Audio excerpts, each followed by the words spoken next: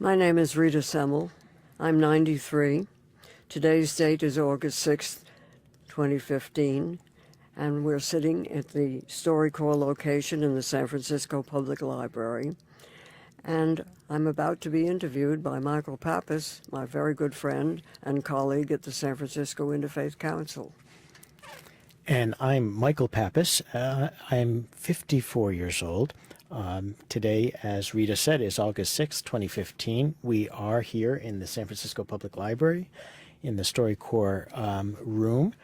And I am going to be interviewing my dear friend, mentor, sometimes I say better half, and just hero, Rita Semel. We've known each other now for over a decade, and Rita is probably one of the most revered and respected women in San Francisco, and part of it has to do with her commitment to this Jewish concept of tikkun olam. Rita, could you tell us what that means to you? It means repairing the world. In other words, God's given us a broken world, and it's our job to fix it. I know that a big part of your work has been inspired by the civil rights movement. I was wondering if you could kind of give us your earliest memory of civil rights and what inspired you to really take action. I was inspired by two clergymen. The first one was Rabbi Alvin Fine, who was then the head of Congregation Emmanuel. And he was inspired by Father Eugene Boyle of the Catholic Archdiocese, who is now a Monsignor. And Father Boyle had been in Chicago in 1963 at a national conference on religion and race called by the National Catholic Conference, the Synagogue Council of America, and the United States Council of Churches. And it was the first time that the three faiths had ever met nationally to talk about segregation in America. And when the conference was over, Father Boyle was asked if there could be a follow-up conference in San Francisco. And when he came home, he went to the Archbishop and asked for permission to do this. And the Archbishop, whose name was McGuckin, said, if the Jews and the Protestants agree, fine. So we went to Rabbi Fine, who was president of the Board of Rabbis, who said, absolutely. And he went to the San Francisco Council of Churches, and that director said, absolutely. And so they set up a committee.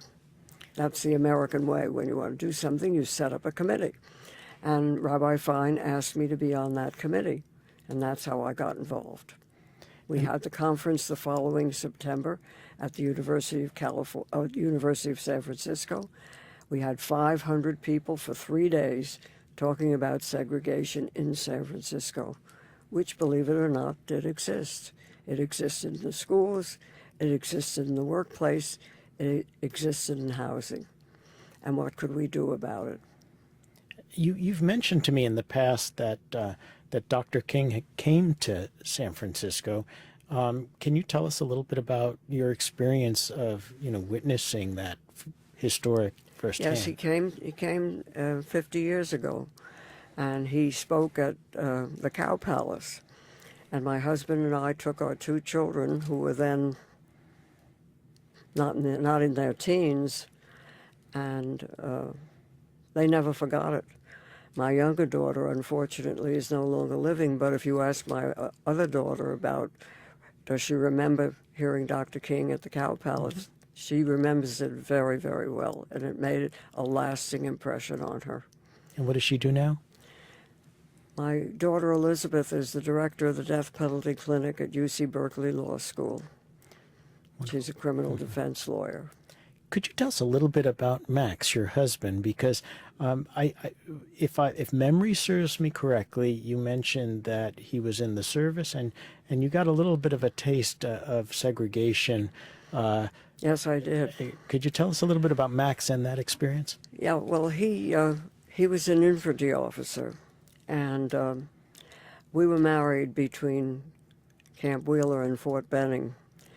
I say that because he went, after he finished basic training. I was in New York at the time. He came up to New York. He had a week's leave. We were married, and he left for law school, for officer school at Camp Benning, and I didn't see him for another 3 months. I wasn't sure I'd recognize him when I finally did see him, but I did. And then I traveled with him until he went overseas. And being in the infantry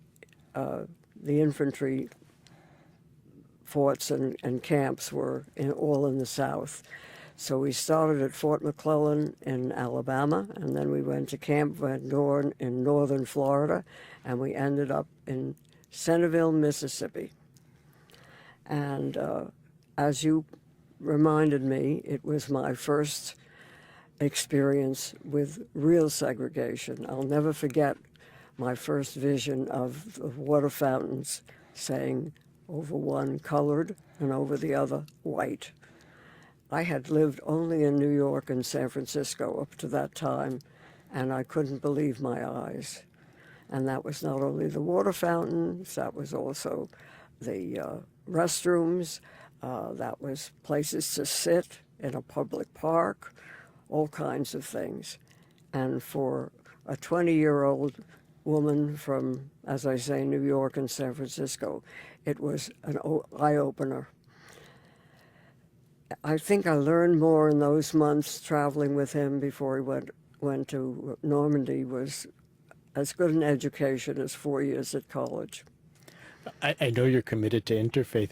Could you tell us a little bit about that, getting that first apartment with Max? And I think you were being interviewed by somebody who was going to let the apartment out to you? It wasn't an apartment. It was just a room in the home of the Methodist minister, and it was in Centerville, Mississippi. And I didn't have too many choices, so when he showed me the room, of course, I took it. And then we sat down so I could meet his wife, Sister Doris. And then he said to me, "And what's your religion, Mrs. Semel?" And I thought, well, that's the end of the room. I said, "We're Jewish," and I'll never forget his answer. His answer was, "Oh, I'm so glad I see enough Methodists on Sunday." And it was a big parsonage. They rented 4 rooms to people from the camp, and none of them were Methodists. So that was my first experience, really, of living with interfaith people. We had a Catholic couple, and we had a Baptist couple, we had a Protestant couple of some other thing, and us. You went to Barnard. I did. And was it popular for women to be going to college during those days? And can you tell us a little bit about the Barnard experience? Well, first I have to correct you, because Barnard was started in 1889, and it was then a leader in women's education, and always has been and still is. And but you're right. I grew up in the Depression, and I started college in 1937, and it was very tough. And if I hadn't didn't get a scholarship and take out loans, I couldn't have gone to college.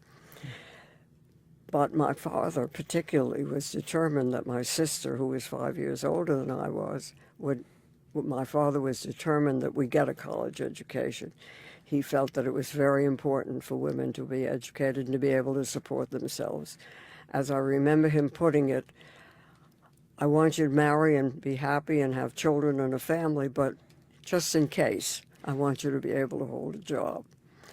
So I did go to Barnard, as you said, and I had a wonderful education, and I'm very devoted to the idea of women's education and to the role that women's colleges like Barnard play. And you've held a lot of jobs, not all for pay, but... Well, not in my later years. But could you tell us about being a copy boy at the San Francisco Chronicle? Yes, I was a copy boy at the San Francisco Chronicle. Is that an odd title for... Well, that was what they were called in those days. When Max went overseas, as I said, he landed on Omaha Beach on D-Day +3. I came back to San Francisco, where my mother was living, and I fulfilled a lifelong dream, which was to get a job on a newspaper. And I got the job at the Chronicle, and I became a copy boy. And that's what we were called. And the other thing that happened that I think doesn't happen, I know doesn't happen today, we had to sign a statement which said, I have taken the job of a man who has gone into the service, and when he comes back, I will give up my job. I can't imagine any woman signing that in 2015. But in 1944, I signed it and was happy to have the job.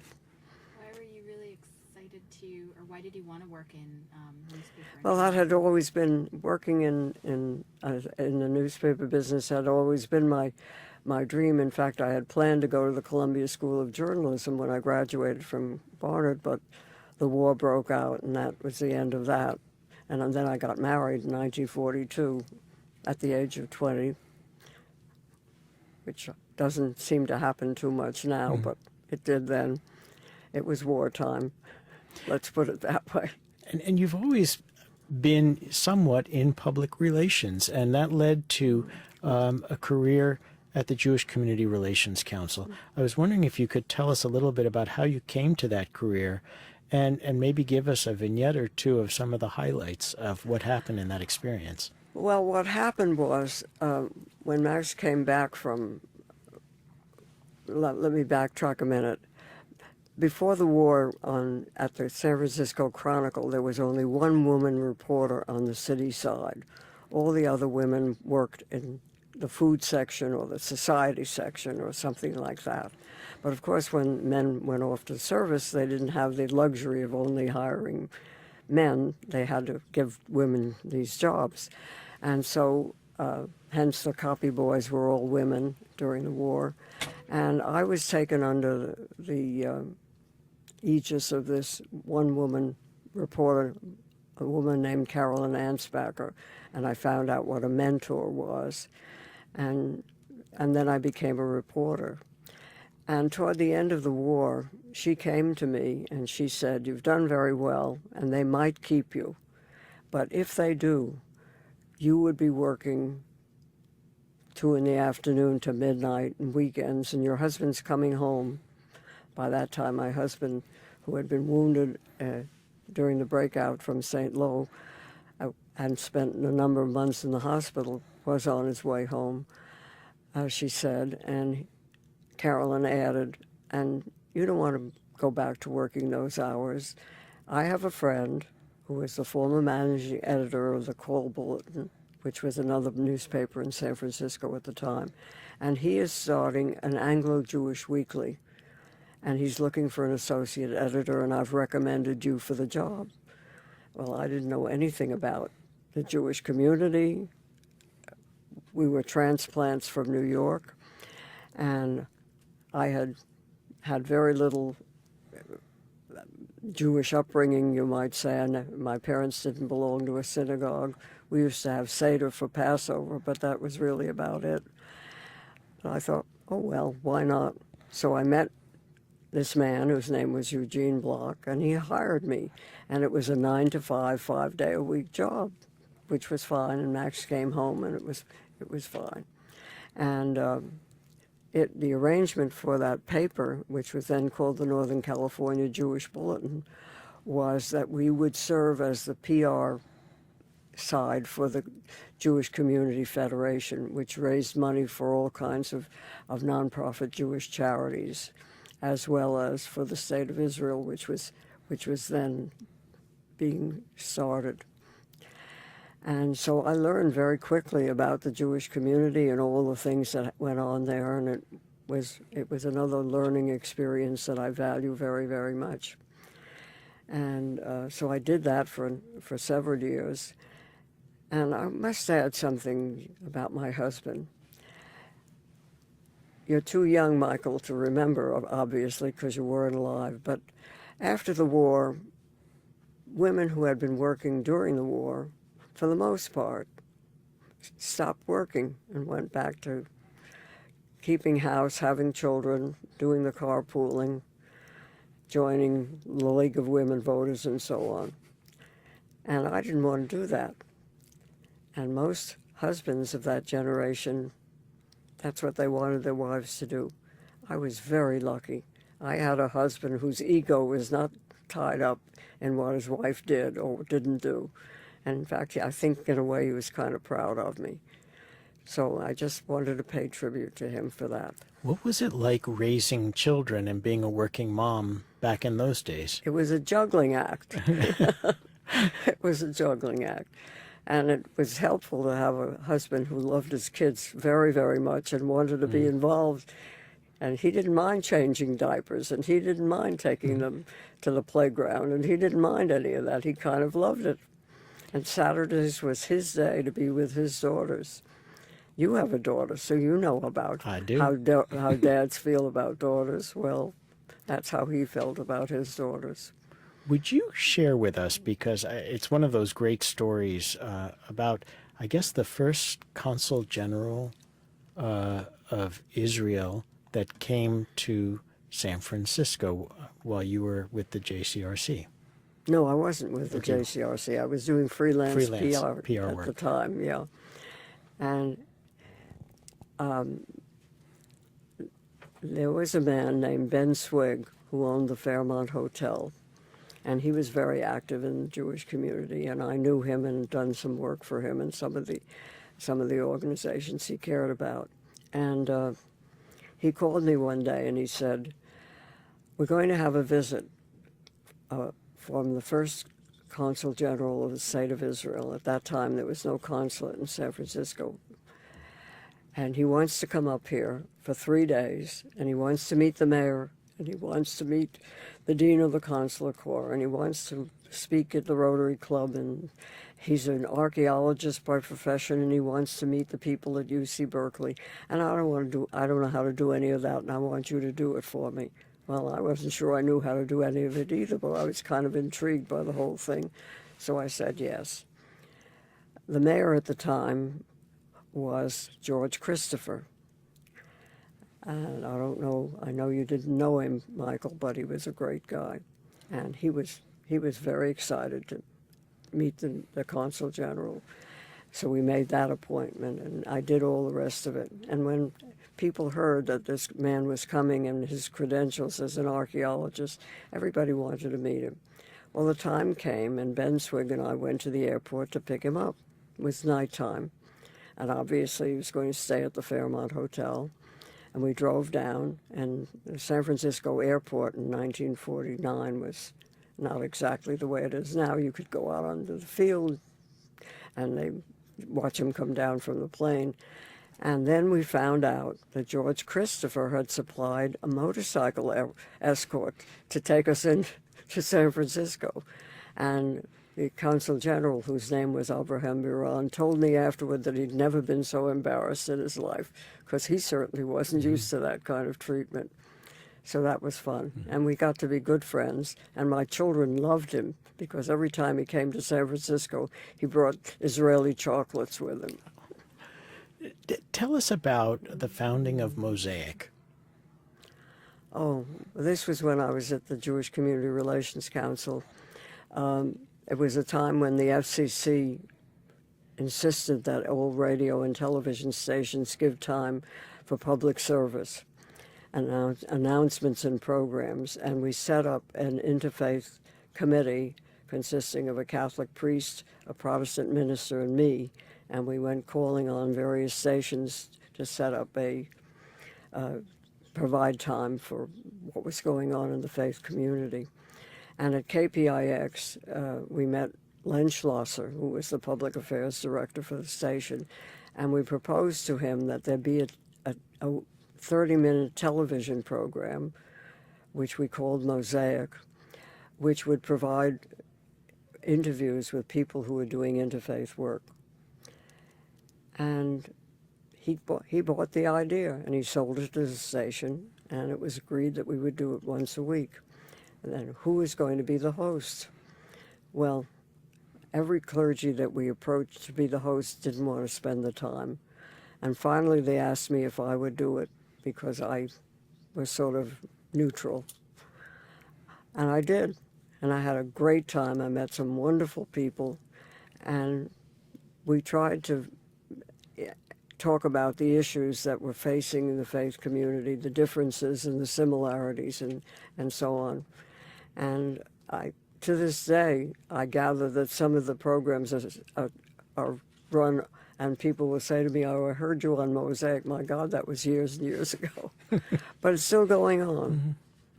Talking about meeting great people, I know that when you were at the Jewish Community Relations Council, you started this community leaders trip to Israel. And if you could talk to us a little bit about the genesis and seeds planted and people met along the way, that would be really, I think, interesting. Well, what happened was that at the national meeting of the directors of the Jewish Community Relations Councils from around the country, my colleague then in Baltimore said that he had had this idea of taking civic and religious leaders from out the Baltimore community and taking them to Israel. And the idea was that to show them Israel with all its warts and pimples, as well as its beauties and good spots. And I came back and I spoke to our JCRC board and I suggested that we try it here.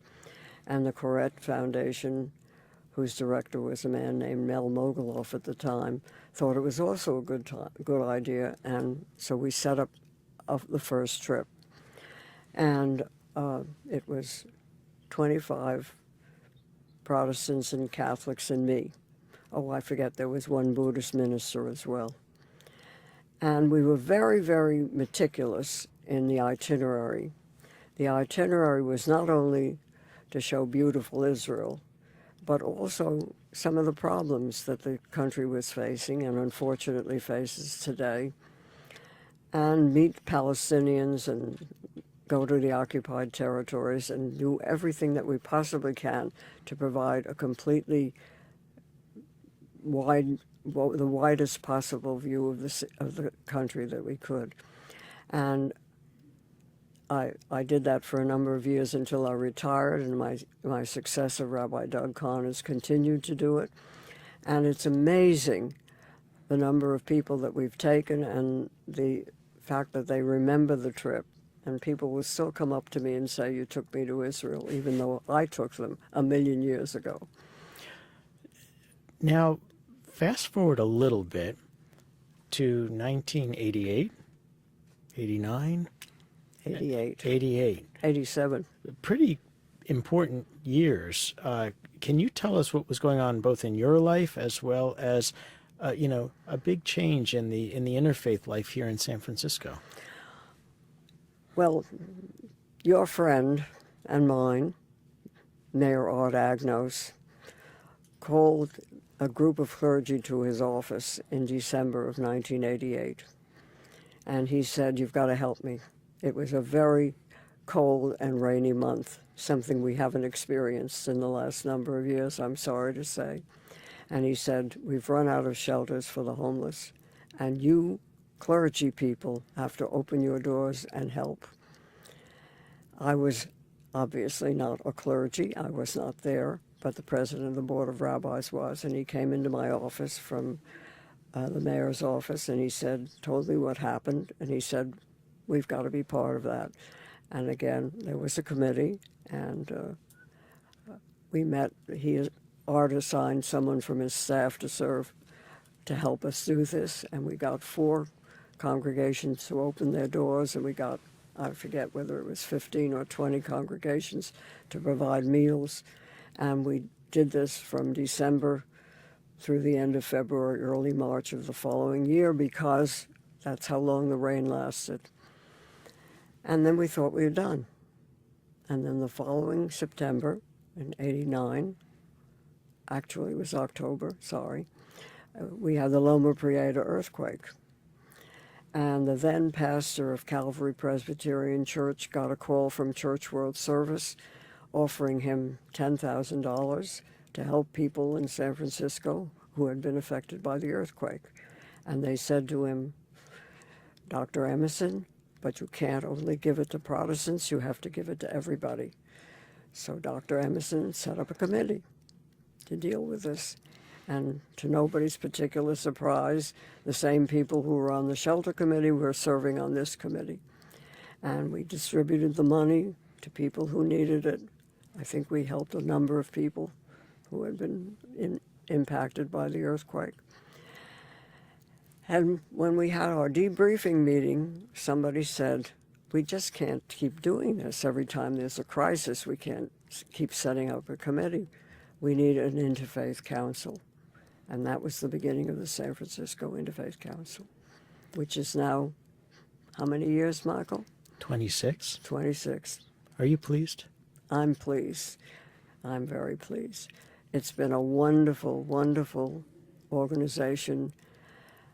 We started out with a lot to do. We've done a lot. There still is a lot to do. And thank heavens you're the executive director and I don't have to do it.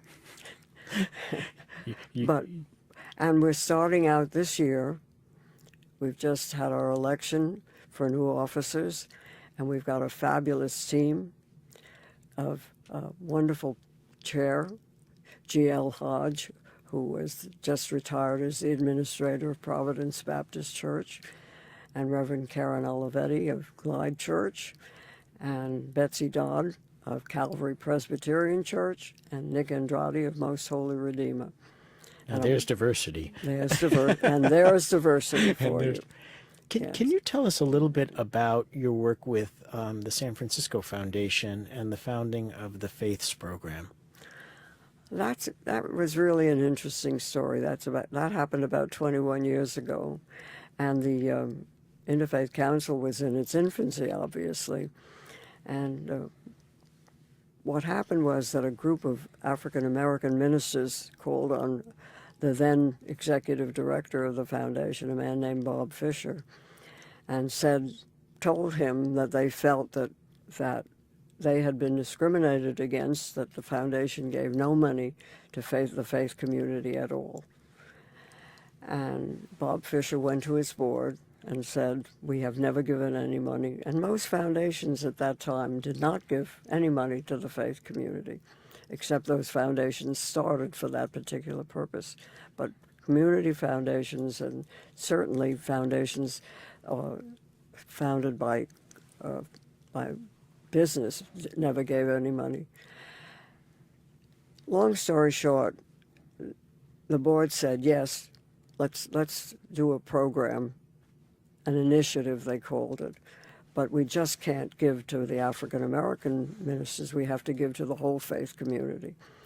And so we were all called to a meeting in which we were told that this was an experiment that the foundation was embarking on, and that we could put in proposals for what they called mini grants of up to $5,000.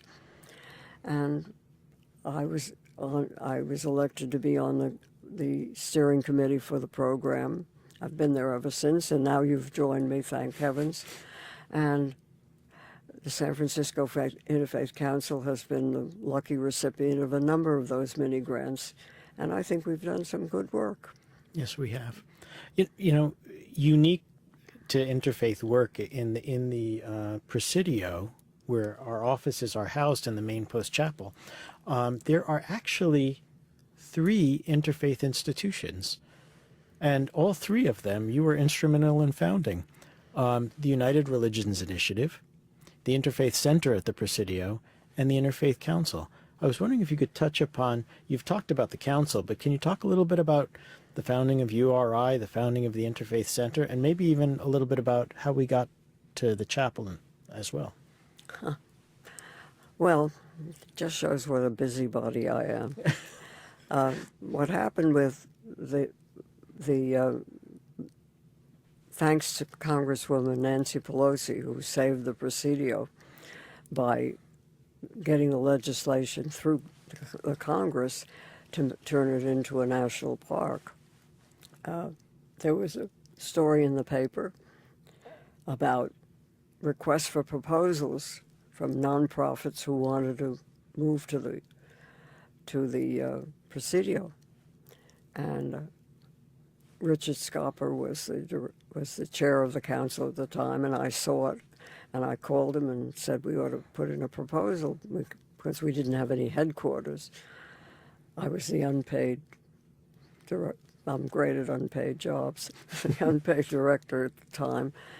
And so I wrote a 3-page proposal, which was what I was asked to do, making it up as I went along about how this would bring faith communities together, and that if a faith community was having a conference, there would be a place for them to have their meeting, and so on and so forth.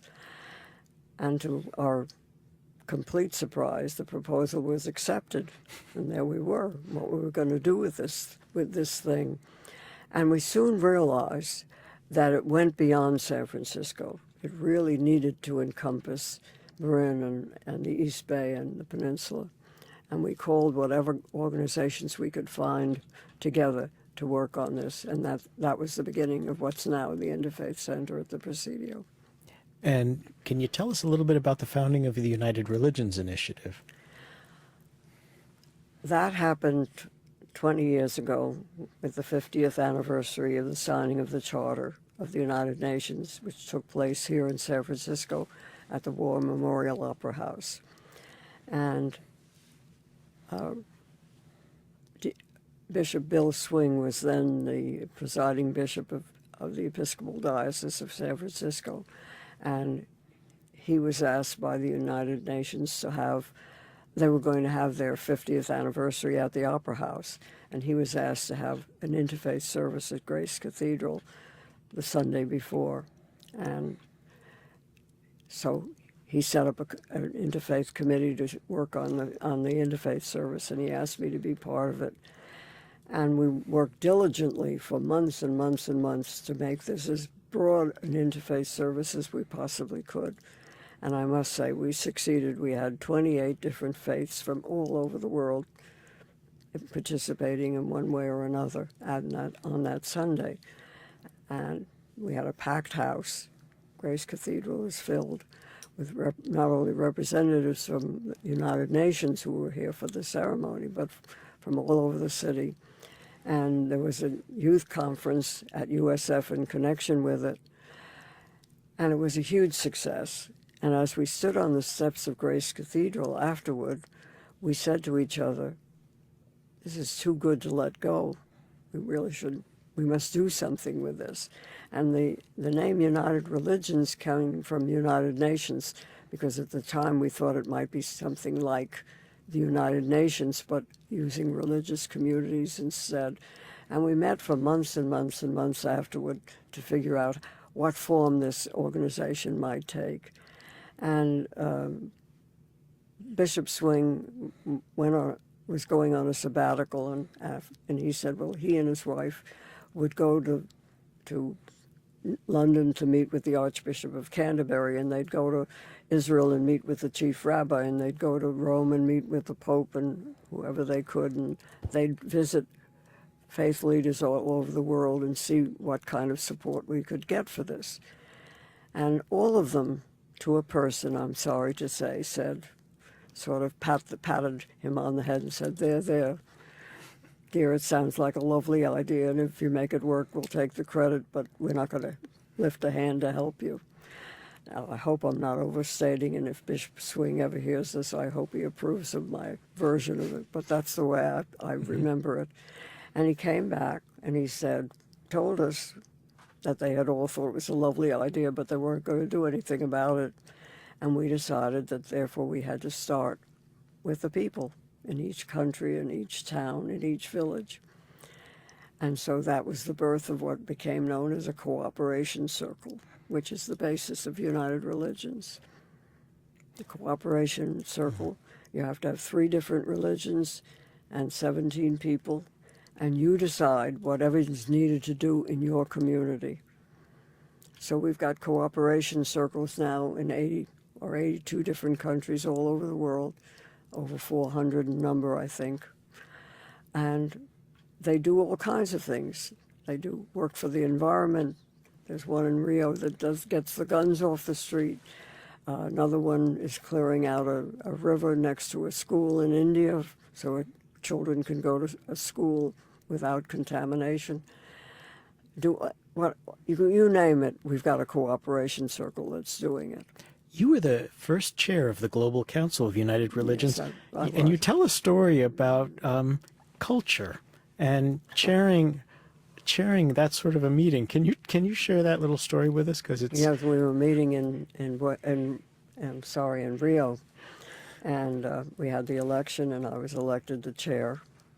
And one of the other people who was elected to the Global Council was a member of an indigenous tribe in Argentina who didn't speak English, so we had a translator for her. And I called the first meeting to order, and one of the members from Mexico said, "Madam Chair," and as he said, "Madam Chair," Rosalita's hand was waving madly, and she was speaking to the translator. And so I said, "Yes, Rosalita." And she made what seemed to be a very long speech, and the translator said to me, "She wants to know, what is a chair?" And I realized that in addition to everything else, we had a lot of work to do just to get simple understanding of who we were and what we were talking about, much less solving the world's problems. It's a great lesson in not only interfaith diplomacy, but in global diplomacy. Exactly. Now, you have sat on the boards of Catholic Charities and currently are a trustee at Grace Cathedral. What's a nice Jewish girl like you doing in places like that? I've often asked myself the same question. Well, I have to say, Michael, I am one fortunate lady to have had all of these experiences and to have met quite literally the best people in the world. When I was first asked to be on the board of Catholic Charities by the then director of the San Francisco, at that time there were 4 boards, one for each county that Catholic Charities serves: San Francisco, San Mateo, and Marin, and an overarching archdiocesan board. And I was asked to be on the San Francisco board. And I said to the then director, "You don't want me because I don't think I would fit with what some of the issues that you deal with." And he said, "If you're talking about abortion, it'll never come up. And we want you," because he was very complimentary. And so I thought, well, why not? So I went on the board, and I spent 29 years on that board in various capacities. After Archbishop Quinn became the Archbishop, there was a reorganization, and instead of having 4 boards, they had 1 board. And so I was promoted to the Archdiocesan board. And I must say it was a fabulous experience, because Catholic Charities, like so many of the other faith-based social service agencies in our community, does incredible work. And I'm not sure, Michael, if you walked down Market Street and you tapped somebody on the shoulder and said, "Do you know what Catholic Charities does? Do you know what Lutheran Social Services does? Do you know what Episcopal Community Services do?" Et cetera, et cetera. I'm sure most people don't have a clue. Do you think they do? I don't, and this leads to another question, though, because now not only have you done work in the nonprofit sector, but you are responsible for funding these so many of these agencies you just mentioned because of your work as a commissioner on the Human Services Agency. What's it like being on the governmental side? It's both gratifying and frustrating at the same time, because you're right. We do fund, the Human Services Agency does fund a lot of these agencies to do a lot of the work for homelessness and for other services, social services. And again, I think it's a very well-kept secret. I'm not sure that this happens in most of the cities that I know about. I know it doesn't happen. And I'm not sure that the citizens of San Francisco either know or appreciate the work that these agencies do in conjunction, in cooperation with the city. And I think the people at the staff people at the Human Services Agency would agree with me. It's because of that cooperation that we can provide the services that we do. And you read all the time in the letters to the editor about for example, about the homeless problem. And the urine and the trash on the streets and so on and so forth. But where would it be if we didn't have this kind of cooperation? And I'm not sure that we have done a good enough job. I know we haven't done a good enough job because we haven't solved the homeless problem. I'm not even sure we can solve it. But even in explaining it to our citizens, what we do and why it isn't good enough and what else is needed to be done. I realize our time is coming to a close. I'm wondering if you could just share with us something that your dad told you about anticipation, I'll call it. Well, my father, in a previous life before he and my mother married, was in vaudeville, which most people don't have a clue as to what it was, but it was on stage, and he was a song and dance man. He had a wonderful voice, which unfortunately I didn't inherit. But he always said, you gotta always leave them asking for more. So if our time is up, that's just fine. So we can leave them asking for more.